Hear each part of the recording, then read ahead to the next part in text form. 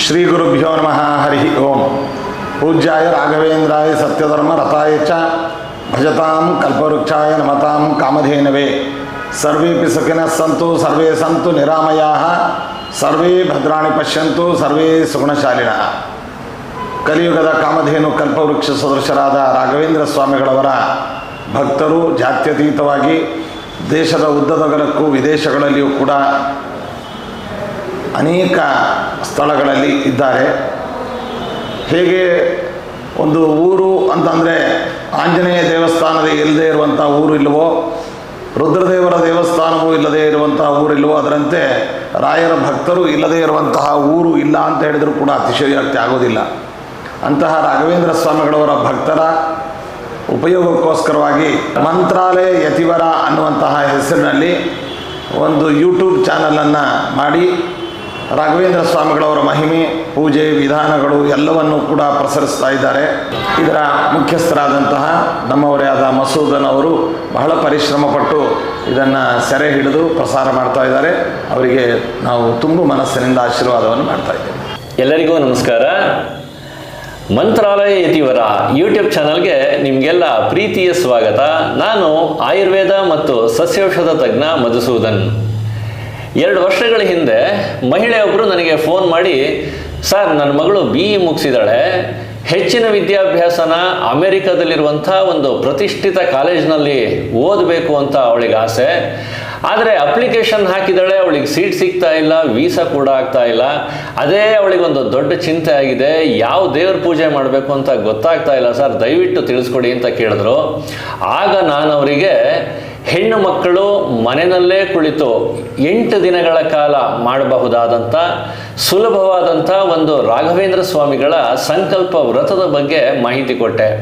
ಬರೀ ವ್ರತದ ಬಗ್ಗೆ ಮಾಹಿತಿ ಕೊಡಲಿಲ್ಲ, ಈ ವ್ರತ ಮಾಡುವಾಗ ಹೆಣ್ಣು ಮಕ್ಕಳು ಏನೇನು ನಿಯಮಗಳನ್ನು ಪಾಲಿಸಬೇಕು ಅಂತ ಕೂಡ ಹೇಳಿಕೊಟ್ಟೆ.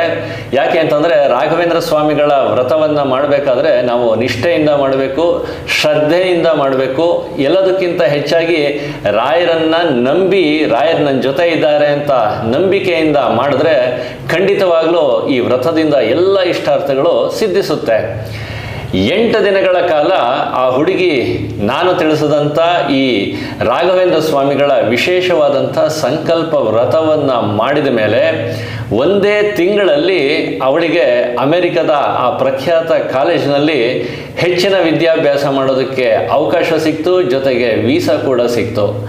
ಹಾಗಾದರೆ ರಾಘವೇಂದ್ರ ಸ್ವಾಮಿಗಳ ವಿಶೇಷವಾದಂಥ ವ್ರತವನ್ನು 8 ದಿನಗಳ ಕಾಲ ಹೆಣ್ಣು ಮಕ್ಕಳು ಹೇಗೆ ಮಾಡಬೇಕು, ಜೊತೆಗೆ ಇದರ ನಿಯಮಗಳ ಏನು ಅನ್ನೋದನ್ನು ನಾನು ನಿಮಗೆ ಈಗ ತಿಳಿಸ್ಕೊಡ್ತೀನಿ. ಯಾರು ಮೊದಲನೇ ಸಲ ನನ್ನ ವಿಡಿಯೋ ನೋಡ್ತಾ ಇದ್ದೀರಾ, ಇವಾಗಲೇ ಸಬ್ಸ್ಕ್ರೈಬ್ ಮಾಡ್ಕೊಳ್ಳಿ. ಹಾಗೆಯೇ ಈ ವಿಡಿಯೋ ಖಂಡಿತವಾಗ್ಲೂ ನಿಮ್ಗೆ ಇಷ್ಟ ಆಗೇ ಆಗುತ್ತೆ. ಇಷ್ಟ ಆದಮೇಲೆ ಸುಮ್ಮನಿರಕ್ಕಾಗತ್ತಾ? ಎಲ್ಲ ರಾಯರ ಭಕ್ತರಿಗೂ ಇದನ್ನು ಶೇರ್ ಮಾಡಿ. 8 ದಿನಗಳ ಕಾಲ ರಾಘವೇಂದ್ರ ಸ್ವಾಮಿಗಳ ಈ ವಿಶೇಷವಾದಂಥ ಸಂಕಲ್ಪ ವ್ರತವನ್ನು ಹೇಗೆ ಮಾಡಬೇಕು, ಜೊತೆಗೆ ಈ ವ್ರತ ಮಾಡುವಾಗ ಯಾವೆಲ್ಲ ನಿಯಮಗಳನ್ನು ನೀವು ಪಾಲಿಸಬೇಕು ಅನ್ನೋದ್ರ ಬಗ್ಗೆ ಮಾಹಿತಿ ಕೊಡ್ತೀನಿ, ಬನ್ನಿ. 8 ದಿನಗಳ ಕಾಲ ಹೆಣ್ಣು ಮಕ್ಕಳು ಮನೆಯಲ್ಲೇ ಮಾಡುವಂಥ ಈ ವಿಶೇಷವಾದಂಥ ರಾಘವೇಂದ್ರ ಸ್ವಾಮಿಗಳ ಸಂಕಲ್ಪ ವ್ರತದ ನಿಯಮಗಳನ್ನು ನಾನು ನಿಮಗೆ ಇವಾಗ ಹೇಳ್ತೀನಿ. ಈ ವ್ರತವನ್ನು ಬೆಳಗ್ಗೆ 4 ರಿಂದ 5 ಗಂಟೆಯ ಒಳಗೆ ಮಾಡಬೇಕು. ಅಂದರೆ ಬ್ರಾಹ್ಮಿ ಮುಹೂರ್ತದಲ್ಲಿ ರಾಘವೇಂದ್ರ ಸ್ವಾಮಿಗಳ ಈ ಸಂಕಲ್ಪ ವ್ರತವನ್ನು ನೀವು ಮಾಡಬೇಕಾಗತ್ತೆ. ಈ ವ್ರತವನ್ನು ಎಲ್ಲ ಹೆಣ್ಣು ಮಕ್ಕಳು ಮಾಡಬಹುದು. ರಾಘವೇಂದ್ರ ಸ್ವಾಮಿಗಳ ಈ ಸಂಕಲ್ಪ ವ್ರತಕ್ಕೆ ಶ್ರದ್ಧೆ ಮತ್ತು ಶುಚಿತ್ವ ಕಡ್ಡಾಯ.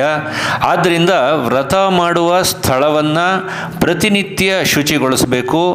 ನೆಲವನ್ನು ನೀರಿನಿಂದ ಒರೆಸಿ ರಂಗೋಲಿ ಇಟ್ಟು ಆಮೇಲೆ ವ್ರತವನ್ನು ನೀವು ಆರಂಭಿಸಬೇಕು. ವ್ರತ ಮಾಡುವಂಥ 8 ದಿನಗಳು ಕೂಡ ಹೆಣ್ಣು ಮಕ್ಕಳು ತಲೆಗೆ ಸ್ನಾನ ಮಾಡಿಯೇ ಈ ವ್ರತವನ್ನು ಮಾಡಬೇಕು. ನೆನಪಿಡಿ, ಇದಕ್ಕೆ ತಣ್ಣೀರಿನ ಸ್ನಾನದ ಅವಶ್ಯಕತೆ ಇಲ್ಲ. 8 ದಿನಗಳ ಕಾಲ ಹೆಣ್ಣು ಮಕ್ಕಳು ಮಾಡುವಂಥ ಈ ವಿಶೇಷವಾದಂಥ ರಾಘವೇಂದ್ರ ಸ್ವಾಮಿಗಳ ಸಂಕಲ್ಪ ವ್ರತದ ಸಮಯದಲ್ಲಿ ಹೆಣ್ಣು ಮಕ್ಕಳು ಸೀರೆಯನ್ನು ಉಟ್ಟು ಮಾತ್ರ ಈ ವ್ರತವನ್ನು ಮಾಡಬೇಕು. ಅಂದರೆ 8 ದಿನಗಳು ಕೂಡ ಒಂದೇ ಸೀರೆ ಇರಬೇಕು. ಇವತ್ತು ವ್ರತ ಮುಗಿದ ನಂತರ ಆ ಸೀರೆಯನ್ನು ನೀರಿನಲ್ಲಿ ನೆನೆಸಿ ಆ ಸೀರೆಯನ್ನು ಒಣಗಿಸಿ ಅದನ್ನು ಯಾರೂ ಮುಟ್ಟದ ಹಾಗೆ ನೋಡ್ಕೊಳ್ಬೇಕು. ಅಥವಾ ನೀವು ದೇವರ ಮನೆಯಲ್ಲಿ ಇಟ್ಕೊಂಡ್ರೂ ನಡೆಯುತ್ತೆ. ನೆನಪಿಡಿ, ಒದ್ದೆ ಬಟ್ಟೆಯಲ್ಲಿ ಈ ವ್ರತವನ್ನು ಯಾರೂ ಮಾಡಬಾರದು. ರಾಯರ ವ್ರತವನ್ನು ಗುರುವಾರದಿಂದ ಆರಂಭಿಸಿ ಗುರುವಾರಕ್ಕೆ ಮುಗಿಸಬೇಕು. ಅಂದರೆ 8 ದಿನಗಳ ವ್ರತ ಇದು. ಹೆಣ್ಣು ಮಕ್ಕಳಿಗೆ ಯಾವುದೇ ಮೈಲಿಗೆ ಇದ್ದಾಗ ಈ ವ್ರತವನ್ನು ಮಾಡಬಾರದು. ಎಲ್ಲ ಹೆಣ್ಣು ಮಕ್ಕಳು ಇದನ್ನು ಗಮನಿಸಬೇಕು. ರಾಯರ ಫೋಟೋ ಅಥವಾ ವಿಗ್ರಹವನ್ನು ನೀವು ಪೂರ್ವ ದಿಕ್ಕಿಗೆ ಅಥವಾ ಉತ್ತರ ದಿಕ್ಕಿಗೆ ಇಟ್ಕೊಂಡು ಈ ವ್ರತವನ್ನು ಆರಂಭ ಮಾಡಬೇಕಾಗತ್ತೆ. ವ್ರತ ಮಾಡುವ 8 ದಿನಗಳು ಎಲ್ಲರೂ ಮನೆಯಲ್ಲಿ ಸಸ್ಯಾಹಾರವನ್ನೇ ಸೇವಿಸಬೇಕು. ಹಾಗೆಯೇ ಹೊರಗಿನ ಯಾವುದೇ ಪದಾರ್ಥಗಳನ್ನು ತಿನ್ನಬಾರದು. ಎಲ್ಲ ಹೆಣ್ಣುಮಕ್ಕಳು ಮತ್ತು ಈ ವ್ರತವನ್ನು ಮಾಡುವಂಥ ಮನೆಯವರೆಲ್ಲರೂ ಇದನ್ನು ಗಮನಿಸಬೇಕು. ಈ ವ್ರತ ಮಾಡುವಾಗ ಉಪವಾಸದ ಅವಶ್ಯಕತೆ ಇಲ್ಲ. ರಾಘವೇಂದ್ರ ಸ್ವಾಮಿಗಳ ಈ ಸಂಕಲ್ಪ ವ್ರತ ಆರಂಭ ಮಾಡಿದ ದಿನದಿಂದ ವ್ರತ ಮುಗಿಯುವ ದಿನದವರೆಗೂ ಅಂದರೆ 8 ದಿನಗಳ ಕಾಲ ರಾಘವೇಂದ್ರ ಸ್ವಾಮಿಗಳ ಮುಂದೆ ಇಟ್ಟಿರುವಂಥ ದೀಪ ಉರಿತಾನೇ ಇರಬೇಕು. ಅಂದರೆ ನಂದಾ ದೀಪದ ಹಾಗೆ ನೀವು ಆ ದೀಪಕ್ಕೆ ಎಣ್ಣೆ ಹಾಕ್ತಾ ಇರಬೇಕು. 8 ದಿನಗಳು ಈ ದೀಪ ಸತತವಾಗಿ ಉರಿತಾ ಇರಬೇಕು. ಇದನ್ನು ಎಲ್ಲ ಹೆಣ್ಣು ಮಕ್ಕಳು ಗಮನಿಸಿ. 8 ದಿನಗಳ ಕಾಲ ಹೆಣ್ಣು ಮಕ್ಕಳು ಮಾಡುವಂಥ ರಾಘವೇಂದ್ರ ಸ್ವಾಮಿಗಳ ಈ ಸಂಕಲ್ಪ ವ್ರತವನ್ನು ಮಾಡುವಾಗ ಮೊದಲು ರಾಘವೇಂದ್ರ ಸ್ವಾಮಿಗಳ ಫೋಟೋವನ್ನು ನೀವು ಇಟ್ಕೊಳ್ಬೇಕಾಗತ್ತೆ. ಅದರ ಪಕ್ಕದಲ್ಲಿ ಅಂದರೆ ಅಥವಾ ಕೆಳಭಾಗದಲ್ಲಿ ಒಂದು ಪೂಜೆಗೆ ಬಳಸುವಂಥ ಒಂದು ಮಣೆಯನ್ನು ಇಟ್ಕೊಳ್ಳಿ. ಮಣೆಯನ್ನು ಇಟ್ಕೊಂಡ್ಮೇಲೆ ಒಂದು ಬೆಳ್ಳಿ ತಟ್ಟೆ ಇದ್ದರೆ ಬೆಳ್ಳಿ ತಟ್ಟೆ ಇಟ್ಕೊಳ್ಳಿ, ತಾಮ್ರದ ತಟ್ಟೆ ಇದ್ದರೆ ತಾಮ್ರದ ತಟ್ಟೆ ಇಟ್ಕೊಳ್ಳಿ. ನಿಮಗೆ ಏನು ಅನುಕೂಲ ಇದೆಯೋ ಆ ತಟ್ಟೆಯನ್ನು ಈ ಭಾಗದಲ್ಲಿ ಇಟ್ಕೊಳ್ಬೇಕಾಗತ್ತೆ. ಬೆಳ್ಳಿಯ ತಟ್ಟೆಯನ್ನು ಇಟ್ಕೊಂಡ್ಮೇಲೆ ನಾನಿಲ್ಲಿ ರಾಘವೇಂದ್ರ ಸ್ವಾಮಿಗಳ ಬೆಳ್ಳಿಯ ವಿಗ್ರಹವನ್ನು ಇಟ್ಕೊಳ್ತಾ ಇದ್ದೀನಿ. ನಿಮ್ಮಲ್ಲಿ ಬೆಳ್ಳಿಯ ವಿಗ್ರಹ ಇದ್ದರೆ ಇಟ್ಕೊಳ್ಳಿ, ಅಥವಾ ತಾಮ್ರದ್ದು, ಹಿತ್ತಾಳೆದು, ಪಂಚಲೋಹದ್ದು ಯಾವುದೇ ವಿಗ್ರಹ ಇದ್ದರೂ ಕೂಡ ನೀವು ಇಟ್ಕೊಳ್ಬಹುದು. ನಾನಿಲ್ಲಿ ರಾಘವೇಂದ್ರ ಸ್ವಾಮಿಗಳ ಬೆಳ್ಳಿಯ ವಿಗ್ರಹವನ್ನು ಇಟ್ಕೊಳ್ತಾ ಇದ್ದೀನಿ. ಬೆಳ್ಳಿಯ ವಿಗ್ರಹ ಇಲ್ಲ, ಪಂಚಲೋಹದ್ದು ಇಲ್ಲ, ತಾಮ್ರದ್ದು ಇಲ್ಲ ಅಂತಂದರೆ ರಾಘವೇಂದ್ರ ಸ್ವಾಮಿಗಳ ಪುಟ್ಟದೊಂದು ಫೋಟೋ ಇಟ್ಕೊಂಡ್ರು ಸಾಕು. ರಾಘವೇಂದ್ರ ಸ್ವಾಮಿಗಳು ನಿಮ್ಮ ಈ ವ್ರತವನ್ನು ಸ್ವೀಕರಿಸ್ತಾರೆ. ನಾನಿಲ್ಲಿ ಬೆಳ್ಳಿ ತಟ್ಟೆ ಮೇಲೆ ರಾಘವೇಂದ್ರ ಸ್ವಾಮಿಗಳ ಬೆಳ್ಳಿಯ ವಿಗ್ರಹವನ್ನು ಇಡ್ತಾ ಇದ್ದೀನಿ. ಈ ಭಾಗದಲ್ಲಿ ಇಟ್ಕೊಳ್ಳೋದು. ಬೆಳ್ಳಿಯ ತಟ್ಟೆಯ ಒಳಗೆ ರಾಘವೇಂದ್ರ ಸ್ವಾಮಿಗಳ ವಿಗ್ರಹವನ್ನು ಇಟ್ಟಾಯಿತು. ಇವಾಗ ರಂಗೋಲಿ ಹಾಕುವ ಮೂಲಕ ರಾಘವೇಂದ್ರ ಸ್ವಾಮಿಗಳನ್ನು ಸ್ವಾಗತಿಸಬೇಕು. 2 ಎಳೆಯ ರಂಗೋಲಿನ ನಾನಿಲ್ಲಿ ಹಾಕ್ತಾ ಇದ್ದೀನಿ. ನಿಮಗೆ ಯಾವುದೇ ಇಷ್ಟದ ರಂಗೋಲಿಯನ್ನು ನೀವು ರಾಯರ ಈ ಮಣೆಯ ಮೇಲೆ ಹಾಕ್ಕೊಳ್ಳಿ. ರಂಗೋಲಿ ಕಡ್ಡಾಯ. ರಂಗೋಲಿ ಶುಭದ ಸಂಕೇತ. ಆದ್ದರಿಂದ ಭಗವಂತನನ್ನು ಆಹ್ವಾನಿಸೋದಕ್ಕೆ ನಾವು ಇದನ್ನು ಬಳಸೋದ್ರಿಂದ ರಂಗೋಲಿಯನ್ನು ಹಾಕ್ಕೋಬೇಕು. ರಾಘವೇಂದ್ರ ಸ್ವಾಮಿಗಳ ವಿಗ್ರಹದ ಮುಂದೆ ರಂಗೋಲಿ ಹಾಕ್ಕೊಳ್ಳಿ. ಈಗ ರಾಘವೇಂದ್ರ ಸ್ವಾಮಿಗಳ ಅಕ್ಕಪಕ್ಕದಲ್ಲಿ ನೀರು ಇರುವಂಥ ಸಿಪ್ಪೆಯ ತೆಂಗಿನಕಾಯಿಯನ್ನು ಇಡಬೇಕು. ನೋಡಿ, ಈ ಥರ ಸಿಪ್ಪೆ ಇರುವಂಥ ತೆಂಗಿನಕಾಯಿ, ಇದರೊಳಗಡೆ ನೀರಿರಬೇಕು. ಗಮನಿಸಿ, ಯಾವುದೇ ಕಾರಣಕ್ಕೂ ಒಣಗಿರುವಂಥ ಕಾಯಿಯನ್ನು ಇಡಬೇಡಿ. ಅಲ್ಲಾಡಿಸ್ ನೋಡ್ಬೇಕು ನೀವು. ನೋಡಿ, ಶಬ್ದ ಬರ್ತಾ ಇದೆ ಅಲ್ವಾ? ಬರ್ತಿ ನೀರಿದೆ ಈ ಕಾಯಲ್ಲಿ. ಇಂಥ ಕಾಯಿಯನ್ನೇ ನೀವು ಇಡಬೇಕು. ಜೊತೆಗೆ ಇಲ್ಲಿ ಮುಂಭಾಗದಲ್ಲಿ ಜುಟ್ಟಿನ ಭಾಗ ಇರಬೇಕು. ಆ ಭಾಗವನ್ನು ನಿಮ್ಮ ಮುಂದೆ ಮಾಡಿಕೊಂಡು, ಅಂದರೆ ರಾಯರಿಗೆ ಈ ಕ್ರಮದಲ್ಲಿ ತಟ್ಟೆಯ ಅಕ್ಕಪಕ್ಕ 2 ಸಿಪ್ಪೆ ಇರುವಂಥ ತೆಂಗಿನಕಾಯಿಯನ್ನು ನೀವು ಇಡಬೇಕು. ನೀರಿರುವಂಥ ತೆಂಗಿನಕಾಯಿನೇ ಯಾಕೆ ಇಡಬೇಕು ಅಂತ ನಾನು ಮುಂದೆ ಹೇಳ್ತೀನಿ ನಿಮಗೆ. 1 ತೆಂಗಿನಕಾಯಿಯನ್ನು ಇಟ್ಟಾಯಿತು. ಈಗ ಈ ಭಾಗಕ್ಕೆ ಇನ್ನೊಂದು ಸಿಪ್ಪೆ ಇರುವಂಥ ನೀರಿರುವಂಥ ತೆಂಗಿನಕಾಯಿ ನೋಡಿ, ಇದರಲ್ಲೂ ನೀರಿದೆ ಅಲ್ವಾ? ಈ ಕಾಯಿನ ರಾಘವೇಂದ್ರ ಸ್ವಾಮಿಗಳ ಎಡಭಾಗದಲ್ಲಿ ಇಡ್ತಾ ಇದ್ದೀನಿ. ಬಲಭಾಗದಲ್ಲಿ ಒಂದು ಸಿಪ್ಪೆ ಇರುವಂಥ ತೆಂಗಿನಕಾಯಿ, ಎಡಭಾಗದಲ್ಲಿ ಒಂದು ಸಿಪ್ಪೆ ಇರುವಂಥ ತೆಂಗಿನಕಾಯಿಯನ್ನು ನಾನು ಇಟ್ಟಿದ್ದೀನಿ. ನೀವು ಇದೇ ಕ್ರಮದಲ್ಲಿ ಇಡಬೇಕು. ಇದಾದ ನಂತರ ನಾನು ರಾಘವೇಂದ್ರ ಸ್ವಾಮಿಗಳಿಗೆ ಬೆಳ್ಳಿಯ ದೀಪದಲ್ಲಿ ತುಪ್ಪವನ್ನು ಹಾಕಿ ದೀಪವನ್ನು ರಾಯರಿಗೆ ಸಮರ್ಪಣೆ ಮಾಡ್ತಾ ಇದ್ದೀನಿ. ನಿಮ್ಮ ಮನೆಯಲ್ಲಿ ಬೆಳ್ಳಿ ದೀಪ ಇದ್ದರೆ ಬೆಳ್ಳಿ ದೀಪ ಇಡಬಹುದು, ತಾಮ್ರದ ದೀಪ ಇದ್ದರೆ ತಾಮ್ರದ ದೀಪ ಇಡಬಹುದು, ಅಥವಾ ಮಣ್ಣಿನ ದೀಪ ಇದ್ದರೂ ಕೂಡ ನೀವು ಮಣ್ಣಿನ ದೀಪನ ರಾಯರಿಗೆ ಇಡಬಹುದು. ರಾಘವೇಂದ್ರ ಸ್ವಾಮಿಗಳು ಯಾವುದೇ ವೈಭವ ಕೇಳಲ್ಲ, ಅವರು ಶ್ರದ್ಧೆ ಮತ್ತು ಭಕ್ತಿನ ಮಾತ್ರ ಕೇಳೋದು. ನಾನಿಲ್ಲಿ ತುಪ್ಪದ ದೀಪನ ಹಚ್ತಾ ಇದ್ದೀನಿ. ನಿಮಗೆ ತುಪ್ಪ ಹಚ್ಚುವಂಥ ಶಕ್ತಿ ಇದ್ದರೆ ತುಪ್ಪ ಹಾಕ್ಕೊಳ್ಳಿ, ಅಥವಾ ದೇವರಿಗೆ ಸಮರ್ಪಣೆ ಮಾಡುವಂಥ ಯಾವುದೇ ಎಣ್ಣೆ, ದೀಪದ ಎಣ್ಣೆಯನ್ನು ಮಾತ್ರ ಇದಕ್ಕೆ ಬಳಸಿ. ಹೀಗೆ ಎರಡೂ ಭಾಗದಲ್ಲಿ ದೀಪಗಳನ್ನು ಇಡಬೇಕು.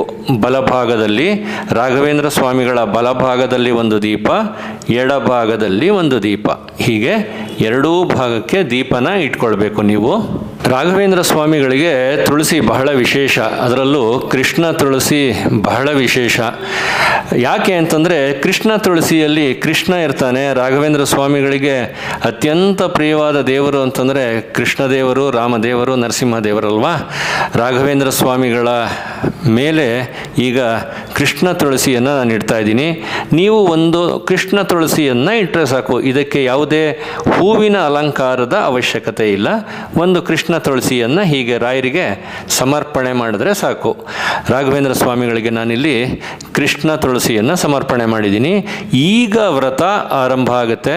ಇಲ್ಲಿಂದ ನೀವು ಗಮನ ಇಟ್ಟು ನೋಡ್ಕೊಳ್ತಾ ಹೋಗಿ. ಹೆಣ್ಣು ಮಕ್ಕಳು 8 ದಿನಗಳ ಕಾಲ ತಮ್ಮ ಇಷ್ಟಾರ್ಥಗಳ ಸಿದ್ಧಿಗಾಗಿ ಮಾಡುವಂಥ ಈ ವಿಶೇಷವಾದಂಥ ರಾಘವೇಂದ್ರ ಸ್ವಾಮಿಗಳ ವ್ರತಕ್ಕೆ 2 ಧಾನ್ಯಗಳು ನಿಮಗೆ ಬೇಕಾಗುತ್ತೆ.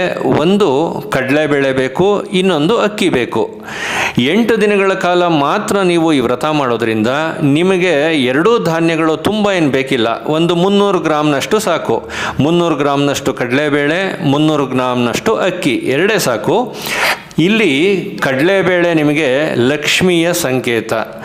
ಲಕ್ಷ್ಮಿ ಒಬ್ಬಳು ಇದ್ದರೆ ಮನೆಯಲ್ಲಿ ಸುಖ, ಶಾಂತಿ, ನೆಮ್ಮದಿ ಎಲ್ಲ ಇರುತ್ತಲ್ವಾ. ಎಲ್ಲರೂ ಆಸೆ ಪಡೋದು ಮನೆಯಲ್ಲಿ ಸುಖ, ಶಾಂತಿ, ಸಂತೋಷ ಇರಬೇಕು ಅಂತ. ಇಲ್ಲಿ ಲಕ್ಷ್ಮಿಯ ಸ್ವರೂಪವಾಗಿ ಕಡಲೆಬೇಳೆಯನ್ನು ಒಂದು ಮುಷ್ಟಿ ನೀವು ಹೀಗಿಟ್ಕೊಳ್ಳಿ.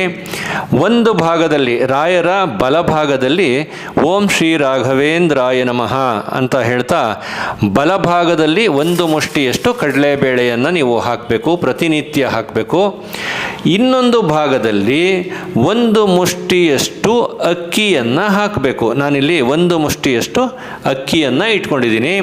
ಅಕ್ಕಿ ಅಭಿವೃದ್ಧಿಯ ಸಂಕೇತ, ಮನೆಯ ಶ್ರೇಯಸ್ಸಿನ ಸಂಕೇತ, ಇಷ್ಟಾರ್ಥಗಳನ್ನು ಸಿದ್ಧಿಸುವಂಥ ಸಂಕೇತ. ಹೀಗಾಗಿ ಒಂದು ಮುಷ್ಟಿಯಷ್ಟು ಅಕ್ಕಿಯನ್ನು ರಾಘವೇಂದ್ರ ಸ್ವಾಮಿಗಳಿಗೆ ಸಮರ್ಪಣೆ ಮಾಡಬೇಕು. ಓಂ ಶ್ರೀ ರಾಘವೇಂದ್ರಾಯ ನಮಃ ಅಂತ ಹೇಳ್ತಾ ಮತ್ತೊಂದು ಭಾಗಕ್ಕೆ ನೀವು ಅಕ್ಕಿಯನ್ನು ಹಾಕಬೇಕು. ಒಂದು ಭಾಗದಲ್ಲಿ ಕಡಲೆಬೇಳೆ, ಮತ್ತೊಂದು ಭಾಗದಲ್ಲಿ ಅಕ್ಕಿ. ಸಂಕಲ್ಪ ಸಿದ್ಧಿಗಾಗಿ ಹೆಣ್ಣು ಮಕ್ಕಳು ಮಾಡುವಂಥ ಈ ವಿಶೇಷವಾದಂಥ ರಾಘವೇಂದ್ರ ಸ್ವಾಮಿಗಳ ವ್ರತವನ್ನು ಪ್ರಾರಂಭಿಸಿದ ಮೇಲೆ ವ್ರತ ಮುಗಿಯುವವರೆಗೂ ಯಾವುದೇ ಕಾರಣಕ್ಕೂ ಈ ತಟ್ಟೆಯನ್ನು ಕದಲಿಸಬಾರದು. ಆ ತಟ್ಟೆ ಎಲ್ಲಿರುತ್ತೋ ಅಲ್ಲೇ ಇರಬೇಕು. ದೀಪ ಮತ್ತು ರಂಗೋಲಿ ಏನಿದೆ, ದೀಪಕ್ಕೆ ಎಣ್ಣೆ ಹಾಕಬೇಕು, ರಂಗೋಲಿ ತೆಗೆದು ರಂಗೋಲಿ ಮಾತ್ರ ಹಾಕಬೇಕು. ಯಾವುದೇ ಕಾರಣಕ್ಕೂ ಈ ತಟ್ಟೆನ ಕದಲಿಸಬೇಡಿ. ರಾಘವೇಂದ್ರ ಸ್ವಾಮಿಗಳ ಈ ವಿಶೇಷವಾದಂಥ ಸಂಕಲ್ಪ ವ್ರತ ಮುಗಿದ ದಿನ ಅಂದರೆ ಕೊನೆಯ ದಿನ 8ನೆಯ ದಿನ ನೀವೇನು ಮಾಡಬೇಕು ಅಂತಂದರೆ ಒಂದು ತಟ್ಟೆಯಲ್ಲಿ ಅಕ್ಕಿ ಹಾಕ್ಕೋಬೇಕು. ನೋಡಿ, ನಾನಿಲ್ಲಿ ಒಂದು ತಟ್ಟೆಯಲ್ಲಿ ಅಕ್ಕಿ ಹಾಕ್ಕೊಂಡಿದ್ದೀನಿ. ಅದರಲ್ಲಿ 2 ಬೆಲ್ಲದ ಅಚ್ಚುಗಳನ್ನು ಇಡಬೇಕು. 2 ಬೆಲ್ಲದ ಅಚ್ಚನ್ನು ನೀವು ನೋಡಬಹುದು. ಅದರ ಮೇಲೆ ಹೂಬತ್ತಿಯನ್ನು ತುಪ್ಪದಲ್ಲಿ ನೆನೆಸಿ ರಾಯರಿಗೆ ಆರತಿ ಮಾಡಬೇಕು. ಕೊನೆಯ ದಿನ ಮಾಡುವಂಥ ಕೆಲಸ ಇದು.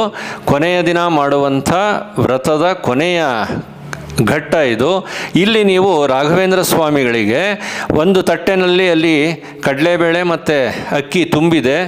8ನೆಯ ದಿವಸ ನೀವು ರಾಯರಿಗೆ ಈ ಬೆಲ್ಲದಲ್ಲಿ ತುಪ್ಪದ ಹೂಬತ್ತಿಯನ್ನು ಇಟ್ಟು ರಾಯರನ್ನು ಸ್ಮರಣೆ ಮಾಡ್ತಾ ಓಂ ಶ್ರೀ ರಾಘವೇಂದ್ರಾಯ ನಮಃ ಪೂಜ್ಯಾಯ ರಾಘವೇಂದ್ರಾಯ ಸತ್ಯಧರ್ಮರತಾಯ ಚ ಭಜತಾಂ ಕಲ್ಪವೃಕ್ಷಾಯ ನಮತಾಂ ಕಾಮಧೇನವೇ ದೂರ್ವಾದಿಧ್ವಾಂತರವಯೇ ವೈಷ್ಣವೇಂದಿ ವರೇಂದವೇ ಶ್ರೀ ರಾಘವೇಂದ್ರ ಗುರುವೇ ನಮೋ ಅತ್ಯಂತ ದಯಾಳುವೆ ಮೂಕೋಪಿ ಯತ್ ಪ್ರಸಾದೇನ ಮುಕುಂದ ಶೇನಾಯತೆ ರಾಜರಾಜಾಯತೆ ರಿಕ್ತೋ ರಾಘವೇಂದ್ರಂ ತಮಾಶ್ರಯೇ ಪೂಜ್ಯಾಯ ರಾಘವೇಂದ್ರಾಯ ಸತ್ಯವ್ರತಾಯ ಸತ್ಯಧರ್ಮರತಾಯ ಚ ಭಜತಾಂ ಕಲ್ಪವೃಕ್ಷಾಯ ನಮತಾಂ ಕಾಮಧೇನುವೆ ಅಂತ ಹೇಳ್ತಾ ರಾಘವೇಂದ್ರ ಸ್ವಾಮಿಗಳಿಗೆ ಬೆಲ್ಲದ ಮೇಲೆ ತುಪ್ಪದ ಹೂವಿನ ಬತ್ತಿಯನ್ನು ಇಟ್ಟು ಅದರಲ್ಲಿ ರಾಯರಿಗೆ ಆರತಿ ಮಾಡಿ ಈ ವ್ರತವನ್ನು 8ನೆಯ ದಿವಸ ನೀವು ಸಂಪೂರ್ಣ ಮಾಡಬೇಕಾಗತ್ತೆ.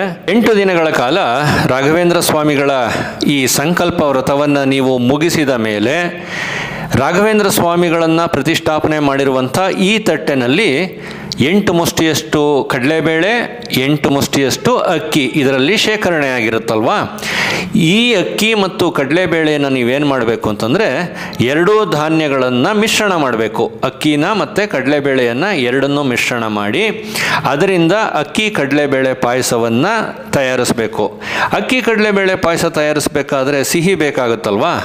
ಆ ಸಿಹಿಗೆ ನೀವು ರಾಯರಿಗೆ ಕೊನೆಯ ದಿವಸ ಆರತಿ ಮಾಡಿರ್ತೀರಲ್ಲ, ಅದರಲ್ಲಿ ಇರುವಂಥ ಬೆಲ್ಲವನ್ನು ಬಳಸಿಕೊಂಡು ಈ ಅಕ್ಕಿ ಕಡಲೆಬೇಳೆ ಪಾಯಸವನ್ನು ಮಾಡಬೇಕು.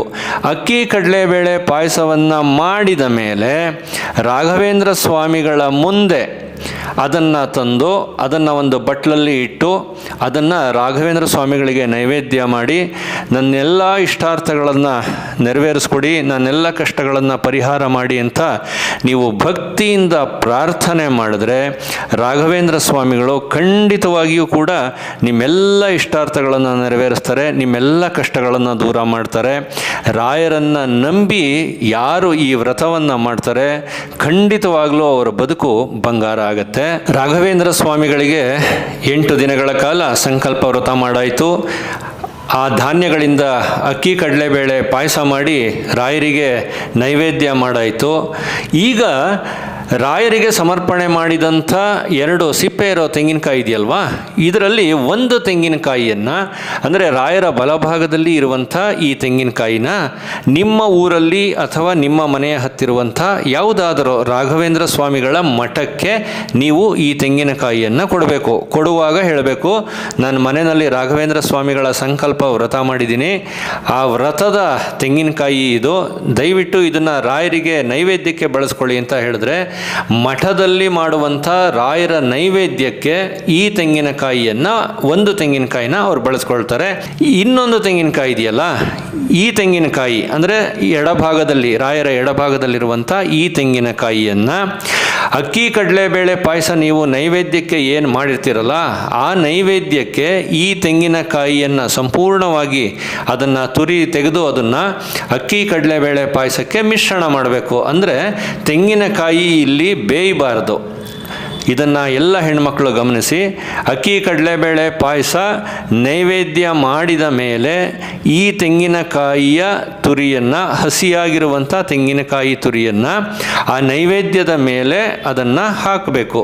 ಹಾಕಿ ನಿಮ್ಮ ಮನೆಯಲ್ಲಿ ಅಥವಾ ನಿಮ್ಮ ಊರಿನಲ್ಲಿ ಅಥವಾ ನಿಮ್ಮ ಮನೆ ಹತ್ರ ಯಾವುದಾದರೂ ಹಸು ಇದ್ದರೆ, ಗೋವಿದ್ದರೆ, ನಿಮಗೆ ಎಷ್ಟು ಸಾಧ್ಯ, ನಿಮಗೆ ಎಷ್ಟು ಅವಶ್ಯಕತೆ ಇದೆ ಅಷ್ಟು ಆ ರಾಯರ ಪ್ರಸಾದ ನೈವೇದ್ಯ ಮಾಡಿರ್ತೀರಲ್ಲ ಆ ಪ್ರಸಾದನ ಇಟ್ಕೊಳ್ಳಿ. ಉಳಿದಿರುವಂಥ ನೈವೇದ್ಯವನ್ನು ಗೋವಿಗೆ ಸಮರ್ಪಣೆ ಮಾಡಬೇಕು. ಇದು ಈ ವ್ರತದ ಕೊನೆಯ ಘಟ್ಟ. ರಾಘವೇಂದ್ರ ಸ್ವಾಮಿಗಳಿಗೆ ನೀವು ಮಾಡಿರುವಂಥ ನೈವೇದ್ಯವನ್ನು ನಿಮ್ಮ ಮನೆ ಹತ್ತಿರುವಂಥ ಗೋವಿಗೆ ಅದನ್ನು ತಿನ್ನಿಸಬೇಕು. ಆಗ ರಾಘವೇಂದ್ರ ಸ್ವಾಮಿಗಳಿಗೆ ನೀವು ಅದನ್ನು ಸಮರ್ಪಣೆ ಮಾಡಿದಷ್ಟು ಪುಣ್ಯ ಬರುತ್ತೆ. ಒಂದು ವೇಳೆ ನಿಮಗೆ ನಿಮ್ಮ ಮನೆ ಹತ್ರ ಗೋವು ಇಲ್ಲ, ಹಸುಗಳಿಲ್ಲ, ಏನು ಮಾಡಬೇಕು ಅನ್ನುವಾಗ 5 ಜನ ಪುಟ್ಟ ಹೆಣ್ಣು ಮಕ್ಕಳು ಅಂದರೆ 6 ವರ್ಷ 7 ವರ್ಷ ಈ ವಯಸ್ಸಿನ ಹೆಣ್ಣು ಮಕ್ಕಳು ನಿಮ್ಮ ಮನೆಯ ಸುತ್ತಮುತ್ತ ಇದ್ದೇ ಇರ್ತಾರೆ ಅಲ್ವಾ.